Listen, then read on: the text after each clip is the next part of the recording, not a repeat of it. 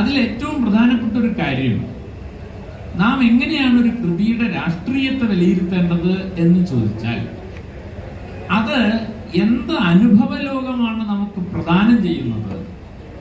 നമ്മുടെ അനുഭവ സീമയ്ക്ക് പുറത്തുള്ള, അല്ലെങ്കിൽ നമ്മുടെ ദൈനംദിനത്തിന് പുറത്തുള്ള, സെൻസിബിൾ എന്ന് വിളിക്കാവുന്ന, നേരത്തെ പറഞ്ഞ പോലെ നമ്മുടെ സെൻസ് എന്നുള്ള വാക്ക് ശരിക്കും പറഞ്ഞാൽ ഇന്ദ്രിയം ആണ്. ഇന്ദ്രിയക്ഷമതയുടെ വിതരണം എന്ന് വേണമെങ്കിൽ പറയാം.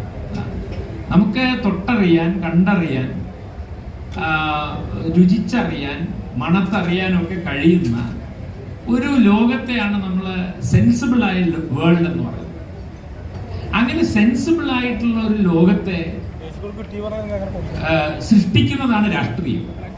ഇപ്പൊ പൊയ്കയിൽ അപ്പച്ചനോ അല്ലെങ്കിൽ സഹോദരൻ അയ്യപ്പൻ മിശ്രഭോജനം നടത്തുമ്പോൾ ഒരു പുതിയ രുചി, അതാണ് നിങ്ങൾ അതുവരെയും മാറ്റി നിർത്തിയിരുന്ന ഒരു മനുഷ്യനോടൊപ്പം ആ മനുഷ്യൻ കുഴച്ചുരുട്ടിയ ഒരു ഉരുളയിൽ നിന്ന് നിങ്ങൾ ഭക്ഷിക്കുമ്പോൾ നിങ്ങൾ ഒരു പുതിയ സെൻസിബിലിറ്റിയിലേക്ക് പ്രവേശിക്കുക.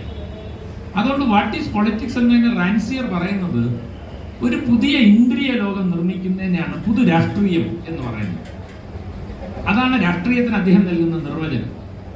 നിങ്ങൾക്ക് തൊടാൻ പാടില്ല എന്ന് പറയുന്ന ഒരാൾ നിങ്ങൾ തൊടുമ്പോൾ, അതാണ്.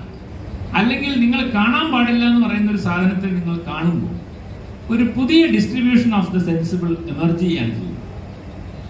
ഇത് രാഷ്ട്രീയത്തിൽ ഇതാണ് സംഭവിക്കുന്നതെങ്കിൽ സാഹിത്യത്തിലും ഇതാണ് സംഭവിക്കേണ്ടത് എന്ന് അദ്ദേഹം പറയുന്നു.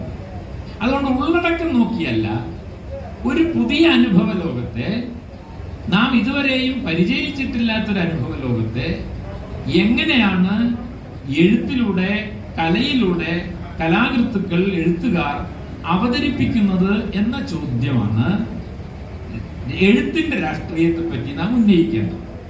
അതുകൊണ്ടത് ഈ ഉള്ളടക്ക കേന്ദ്രിതമായല്ല, മറിച്ച് അതിന്റെ അനുഭവ കേന്ദ്രിതമായാണ് നാം അതിനെ മനസ്സിലാക്കേണ്ടതെന്ന് വാസ്തവത്തിൽ റാൻസിയർ പറയുന്നുണ്ട്. അങ്ങനെ വരുമ്പോൾ നേരത്തെ പറഞ്ഞ പോലെ കലയെ വിലയിരുത്തുന്നതിന് തീർച്ചയായും നമുക്ക്, ഞാൻ ആദ്യം പറഞ്ഞല്ലോ, നമ്മൾക്ക് ഒരു എത്തിക്കൽ കോഡ്, നമ്മൾ ശരിയെന്ന് കരുതുന്ന ഒരു ഒരു ഒരു ചട്ടക്കൂട്, ഒരു ധാർമ്മികതയുടെ ചട്ടക്കൂട്. ആ ധാർമ്മികതയുടെ ചട്ടക്കൂടിനകത്ത് വെച്ച് ഞാൻ എൻ്റെ കൃതിയെ പരിശോധിക്കും. തൊഴിലാളി വർഗ രാഷ്ട്രീയം, അല്ലെങ്കിൽ ജാതി വിരുദ്ധ രാഷ്ട്രീയം, സ്ത്രീ മുന്നേറ്റ രാഷ്ട്രീയം, അതിൻ്റെ ഒരു എത്തിക്കൽ കോഡിനകത്ത് വെച്ച് നിങ്ങളൊരു കൃതിയെ വിലയിരുത്തുക. അത് ഒരർത്ഥത്തിൽ പറഞ്ഞ ഒരു പ്ലാറ്റോണിക് വേ ഓഫ് അനാലിസിസ് ആണ്.